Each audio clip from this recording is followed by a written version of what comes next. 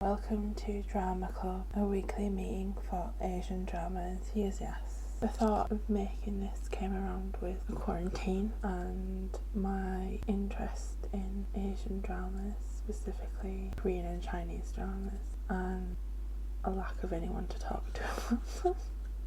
No one IRL is interested in them, and I want someone to talk to about some of the interesting or incredibly weird plots. It's also really hard to find English reviews of dramas, and I think that's kind of one of the reasons that puts people off starting to watch dramas that aren't in English. All the ones I'm going to talk about have English subtitles and are pretty easily available. Hopefully, through making this, we can make friends with people that are interested in these dramas, and we have someone to talk to and not be alone during this quarantine. The first drama that I'm going to talk about, the first drama that is going to be part of this is Psychopath Diary. Is a 16 episode Korean crime mystery drama where all the episodes are available currently because it's been a while since it came out, but not too long later. It should be hard to find. Right now I'm at episode 9. It feels incredibly weird to start a review at episode 9, but I want to use this to push through this drama because I'm finding it a little bit hard to watch on my own. Some of the plot devices make me anxious, which isn't helpful during this time, especially when you're someone that's at high risk if they do get the plague. But yeah, since we're at episode 9, I think I should give you a synopsis of what's happened in the drama so far. Basically, the main character is called Dong-sik, and he's a very timid office worker, scared of his boss that treats him badly. All the people in his office treat him badly. He feels like he's a failure, but he has a nice family. He was hit by a car and lost his memory after witnessing a murder. When he wakes up in the hospital, he has the diary of a psychopathic killer on him. After reading it, he assumes, because of the memory loss from the car accident, that he's the killer. The car crash makes him come into contact with a female police officer called Bo Kyung. I thought for a long time it was Bo Young, but it's Bo Kyung. Bo Kyung's father had a life-changing brain injury after he fell down or was potentially pushed down a lift shaft in an abandoned hospital whilst he was investigating a murder, because he was a detective, and now he's retired because of the ongoing consequences of that brain injury. And Bo Kyung's mother is his carer.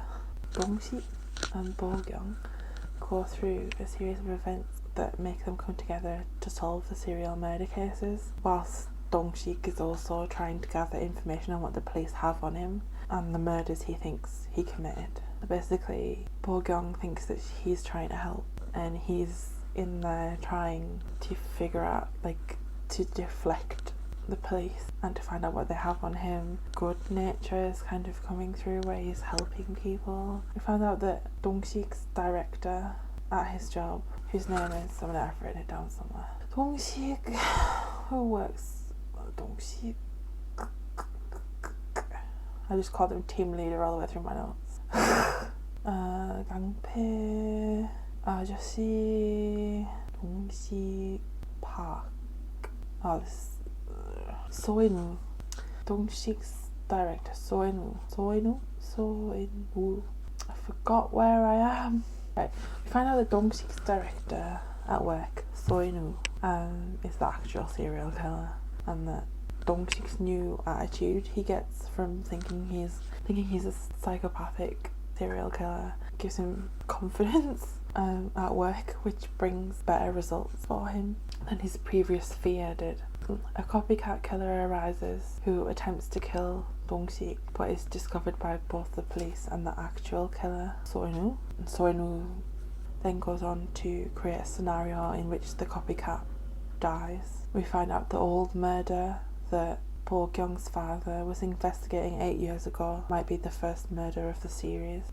For a while I kind of abandoned this drama because I was watching the Chinese drama that I was more interested in and didn't make me anxious. but now I've picked it back up again. I started writing notes a third of the way through the episode, so I might have missed a chunk of what happened.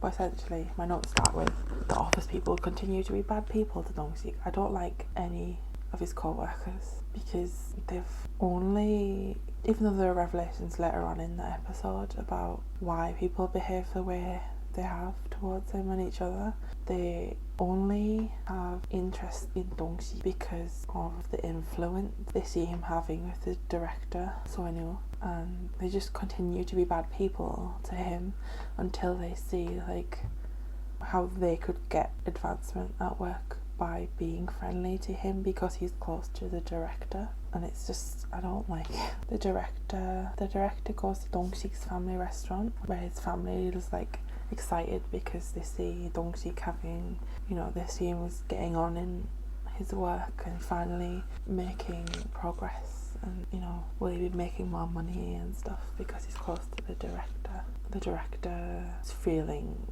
out Dong-sik because he wants to use him, because he knows that about Dong-sik's memory loss and how he thinks he's the serial killer when the director is the serial killer.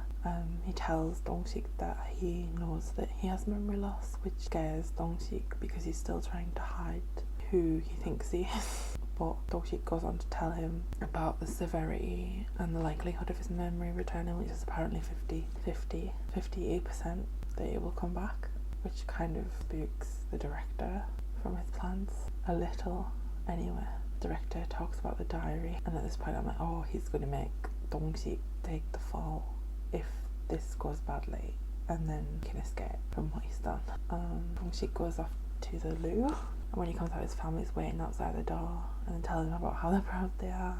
Dong-sik previously, when the murder that when he and Bo-kyung went to the hospital where her father had his accident, they found his work diary with notes in about the case, and they realised that the potential of it being part of the series of murders is very high, and it's probably the earliest because of the sloppiness around it compared to the later ones. And Dong-sik realises that he's worried that he might have done it, and when he went home to his family, they told him that 8 years ago he went missing for a month at the same time that the murder took place, and he's still worried about it because he doesn't remember what he did or where he was. His older sister, his Nuna, Nuna knows something, so he holds her back, and she tells him that he went to Gwangju, and that's the place where the schoolgirl murder took place. She tells him that she thinks he went to see their mum because their biological mother's ashes are there. And I know there's a way of storing ashes in Korea and I think Japan and maybe China, where they're in a building in like a cupboard with a glass front, and you can decorate it like a grave, but it's not. You don't spread ashes and you don't keep them at home like I'm used to people doing. She's in one of those places in Gwangju. The director was listening into this conversation happening, so he finds out about where Dong-sik's mother is and that he has this gap where he went missing, which is obviously something he's going to use in the future. Dong-sik and the lady policewoman, Bo-kyung, they drive to the place where the first body was found. And this scene, the colour was very pretty, and I'm probably going to say that a lot through all these dramas because I tend to look at colour. It's kind of important to me. The colour of this drama scenes, and they're very grey, cool toned, but they have like oranges. Dong-sik finds out that the person who reported the body became the culprit who eventually went to prison for this murder, and Bo-kyung doesn't believe that man did it. He became the culprit because he said that he didn't know her, but he'd been to the shop where she worked, and they both go to that shop to interview the manager who still works there, and he's a weirdo. I also wrote there are so many people in this drama that are unnecessarily unkind. Not that any of them deserve bad things to happen to them, but yeah, Dong-sik does his best trying to stall the investigation, but Bo-kyung is very determined because she wants to find out who hurt her father and to carry on her father's legacy. The wrong man, who we find out is called Mr. O, might seen the killer, because the killer probably also went to the shop and met the victim. So Bo Kyung wants to go to prison to see him and to interview him. Dong Sik is worried that obviously he thinks he's the murderer, so he wants to not go because Mr. Oh might see him and realise that he's the murderer. So he gets out of going by saying he wants to see his mother. And we find out the director's already got to the place where her ashes are before him, and he stole letters that were in the place where his mother's ashes were, and we see him reading them. We find out through the letters that when Dong Sik went missing, it's because he was sad that it was his mother's death anniversary and that his dad didn't go with him, and his older sister hasn't said anything about his dad not marking this anniversary after getting remarried and having another child. And because of this lonely, stressed feeling that he was feeling, he decided to leave and go see her on his own. Dong Sik in the future, after seeing his mother's ashes, feels very depressed because he can't remember any of this happening, and undecorated because the director stole all the decorations and the letters that he wrote her. The caretaker who takes care of the ashes comes and tells him off for not visiting his mother, but we find out that he got paid by the director to do this. When Bo Kyung goes to the jail, the jail, I don't know what the difference is. Mr. Raw refuses to meet with her, so she sneaks into the visitation room and tries to get another prisoner in there to send a message, but she gets pulled out by the guards because she's not meant to be there. And her uncle, who also works for the police force, he's a profiler, to get her out of trouble. She tells him about her dad's notebook and why she's reinvestigating this case, but he's incredibly dismissive. She tells him it's the serial killer that is the culprit and not Mr. O. He's still dismissive. She says that she doesn't want to put the image of the police force before finding the actual killer, which is sensible.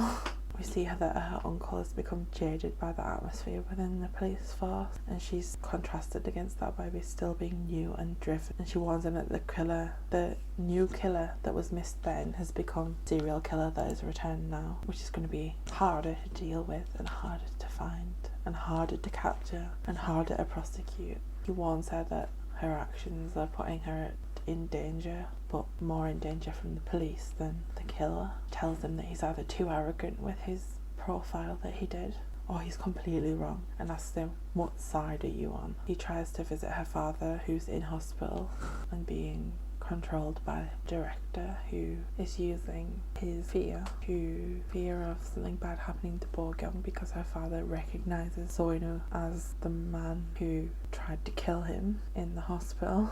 He's using that to control him within this new hospital. I don't know if this makes any sense, but essentially he's trapped him there. He's making him take drugs that he doesn't need to take, so that he's not at home with his daughter and able to warn her about this Soinu, who is trying to get closer to her and use her to threaten her father. It's complicated. The uncle talked to the father about the crime and Bo Kyung police stuff. The dad hands him pills that he's had clenched in his hand and tries to communicate and tries to tell him to talk to Bo Kyung, but I don't know whether this is to ring her so that he can talk to him, or for the uncle to ring. And the director arrives. Whilst outside, the uncle confronts the doctor with the medication that he was handed and says that, your patient didn't take it and hid it instead. You should do a bird. It makes me wonder what side this guy is on. And he death glares the director, who actually looks worried. It makes me thinking, is this a bigger shark? Is this uncle someone that we also have to worry about? And we see that the director goes in to see the dad, and we know that good things aren't going to happen. There's a short scene of Bo Kyung and Dong Sik meeting up again after the separation. And Dong Sik is relieved to learn that Bo Kyung didn't meet Mr. Oh, but he also thinks everything is his fault because he still thinks he's the person that caused all of these things to happen to Bo Kyung in Bo Kyung's life. The director threatens the dad with Bo Kyung's safety and starts telling him his evil plan. Dong Sik, determined that he's going to become a better person, and he pulls down all his horror movie posters whilst talking about how the killing has become harder after his attempted suicide and the car accident, and he has this nagging feeling that the diary isn't his. The director continues talking about his dastardly plans whilst crushing pills with like a letter opener or a knife, and Dong-sik decides that he's going to quit murder but still live as a predator. Basically means he's not going to put up with anything anymore like he used to. And the director says that he wants to the father that he wants Dong-sik to commit a murder so that he gets caught instead of him, and he forces the father to drink a glass of water that contains the mixed crushed tablets and tells him that instead of collecting the bloody thumbprint, this time his trophy is going to be Bo-kyung because he's making romantic advances towards her. We see Dong-sik at an office party dinner thing where his office people he works with, his colleagues, are still bad people, but we can see that they're struggling. His team leader is a drunken mess because no one is listening to him and everyone's flattering Dong-sik instead. And then there's a fight between the team leader and the maknae. It's an attempted fist fight, and Dong-sik goes out to find the maknae crying outside. Maknae makes threats of suicide. His girlfriend broke up with him. His life is terrible. He's stressed at work. They both hug, and his younger colleague asks him how much he costs for a hitman. And I'm laughing at this point because his crying sound is funny. It's very over the top. And that makes Dong-sik angry, seeing how the maknae is like how he used to be at work, because the team leader's bullying has moved down from him to the maknae because he sees him as a weaker, easily bullied person. The rest of the team come out of the restaurant and we see that the team leader is completely wasted and they've put him in a taxi, and Dong-sik volunteers to make sure that he gets home alright, and all of the other people are worried about the two of them, how they're going to fight. In the past they've had bad relations, but none of them are worried enough to actually do anything about how they feel, which continues in my dislike of them. Dong-sik ends up having to carry the team leader in a piggyback because he's completely drunk and can't do it on his own, whilst complaining really loudly about the fight that just happened. And there's a very creepy ending to this where you just see Dong-sik holding a really huge knife, and we're supposed to think, oh, something bad's gonna happen, he's gonna stab him, but we find out later on it doesn't happen. Everyone goes to work with a massive hangover from the night before. That's why you don't drink on a weekday. Team leader isn't there, everyone's worried. The director shows up and is worried, and everyone's worried that Dong-sik and the team leader had like a fight. The director, So-in, goes to Dong-sik and gives him a hangover cure. And at this point I'm like, don't fucking drink that, boy. Why would you drink something from someone you know is dangerous? Like, I don't think Dong-sik fully understands that So-in is who he is, but he certainly knows enough to know not to trust him. Luckily, hangover cure was still sealed, but I still wouldn't have drunk. The director's kind of curious to see if Dong-sik did anything to the team leader, but that kind of interrogation ends because Dong-sik really needs the loo and runs off, and the director seems kind of excited that something might have happened between them. I don't know whether that's finding someone who he thinks he's like, or like, oh, this guy's going to be easier to manipulate than I thought. We see a scene where the team leader looks dead, but instead he's just really hungover, and Dong-sik had a big knife because he was making him food, and the team leader cries because he's really touched and he misses his family who are overseas. But this doesn't make me feel, I don't like him more. I don't think it excuses his actions that he's done, because, you know, he's having a hard time. The police end up turning up to check if he's alive because the director sent them. He comes to work and he apologises to the maknae, who then cries, and he's just creepily bright and nice to people. Like, his personality flips 180. Bo-kyung finds out that she's being transferred without knowing anything about it, and everyone at work is happy because they think she's being promoted. We find out that the uncles probably pulled some strings to get her out of the frontline policing, and we see a product placement that's very weird but a cool concept. And I suppose if you're going on coffee runs with people in your office, it might be useful because you're less likely to spill, but then everyone would have to want the same order. It's like a coffee box, like a boxed wine with the cups on a holder on the side by Delcom, and I'm like, well done, good integration, because sometimes product placement in K-dramas can be very, very weird. Like, for a year and a half everybody spent all their time in Subway, so this was kind of like a well integrated and reasonable and kind of interesting. Getting coffee makes the team happy. The director's very confused by getting a message from his secretary that someone's come to see him, and it's someone called Park Musok or Musok. I couldn't cat name properly.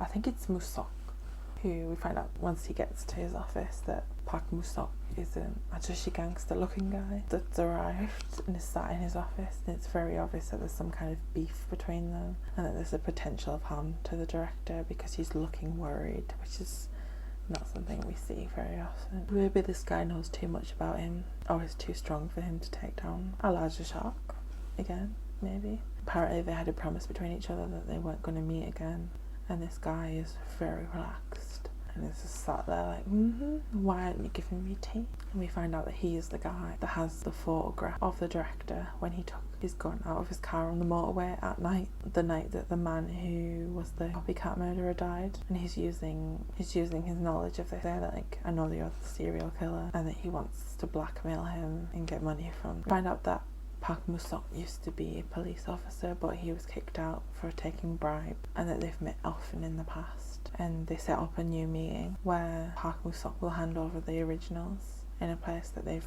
met before. And the director, once Park Musok leaves, becomes infuriated and begins shaking. He calls for team leader Joe, who is his secretary that knows everything. He's slamming things like his phone down, and he's physically shaking, like I said before. He tells her to cash out all of his stocks in his personal account. Maybe he's getting ready to run, which is apparently 10 billion Korean won. She tells him, the present company will know that you've cashed out these stocks. And he like screams at her, it's a be discreet. You can see it's really shaking because we're not used to him having any outward emotions. And he gets a phone out of a safe and becomes a lot happier. The ex-gang leader that Dong-sik is friends with is excited to meet him as they meet outside of his apartment, I think. Whilst the gangpe is the Korean word for gangster, and I've just wrote that in my notes, so that's what we're going to call him from now on. The ex-gangpe is like skipping, like it's Rocky Balboa. Dong-sik tries to tell him that he wants to live an ordinary life now, but the gangpe is like really worried about Dong-sik. He really loves him a lot. It's very cute. He tells him, bad guys are running the world. You shouldn't turn your back on this. And Dong-sik finds a package at his home with a message in it that they need to meet, blackmailing him, and contains a flip phone. And the gangpe is like really worried about him. He's like, you fell for a scam, right? Even I don't do this type of scam. And he's sad that like Dong-sik won't do the things that he was doing before, because he was this role model, and Dong-sik is scared that someone has evidence on him, and he doesn't have the kind of money that's needed for this bribe. When he leaves to go pay the bribe and to the meeting, he looks so suspicious. Like every bad guy in a Korean drama is like all black mask, black baseball cap. The ex-gangpe guy is following him to try and keep him safe. And this part of the drama really stood out for me in that ex-gang member cares way more about Dong-sik than any of his colleagues do. And it kind of contrasts, like, the people who are supposed to be good in this drama are quite often bad people. And people who, society would say are bad people can be good. Intense revelation there, but it stands out as like a thing in this drama that like good people are sometimes some of the worst people, and bad people, quotations, bad people can be good. We find out that Park Musok is at the meeting place, and that this is the place that he'd set up to meet with the director. I wanted to mention here that like, the colour palette in this scene is also very, very pretty with the cool tones and the orange brown of the trees. When Park Musok texts who he thinks is the director, Dong-sik that receives the text, and he starts physically shaking and freaking out. Park looks as incredibly confused because he thinks he's there to meet the director, and Dong-sik thinks Park is the one that sent him out here but it's actually the director that's done it. Donkey starts taking money out of a crumpled piece of newspaper and like trying to give it to him, but panicking because he knows it's not the amount that was asked for. And he's like, can I set up an installment plan? And Park is like, who is this weirdo? They start to fight, and then the money just gets scattered everywhere all over his floor, all over the floor, and Dong-sik just starts losing his mind as Park Musok leaves, and the ex-gangpei Ajushi finds him, and they both start crying while holding each other. I just wrote in my notes, Gangpei Ajushi is the best character. Fight me. He's the most likeable character. Park Musok goes back to his car where he's strangled by Soinu, the director, who has his killing gloves on, and he steals the USB with the original photos of him with the gun on the motorway. And he's spooked a little when Park's phone rings because Dong-sik is still trying to get back in touch with him. We find out that the Gangpei Ajushi knows about Park Musok's identity and asks him, does he have something on you? He's basically trying to look out for his friend. Bo Kyung's at her parents' shop, and her mother is saying, isn't promotion going to be a good thing for you? But she gets a text that makes her go out of the shop and ring Dong-sik. She says that someone wants to report something about the murder. Dong is terrified that it's Park Musok that is ringing her. And on the flip phone that he got in the package, someone has sent him pictures from when the rooftop struggle was happening between him and the copycat murderer. And we see right at the end that the director has Park Musok in a warehouse, and that he's going to extort Dong-sik for money or make Dong-sik kill Park Musok. And that's the end. A lot happened. A lot happened. I don't know if I'm going to put in here like my thoughts of like what next episode is going to be like. I might do that later on. This drama is still very stressful for me to watch, but I think this way of writing notes whilst I was watching it has helped me like better understand what was happening in the drama. Feel less stressed about it because I'm watching it over a longer period of time because I keep pausing it to write things down. I'd be interested in what your thoughts are on the drama. What up to this point, obviously no spoilers, and at the end of the drama I'm gonna write like a thing about it as a whole and like themes in it and stuff like that. But for now we're just gonna go through it like this.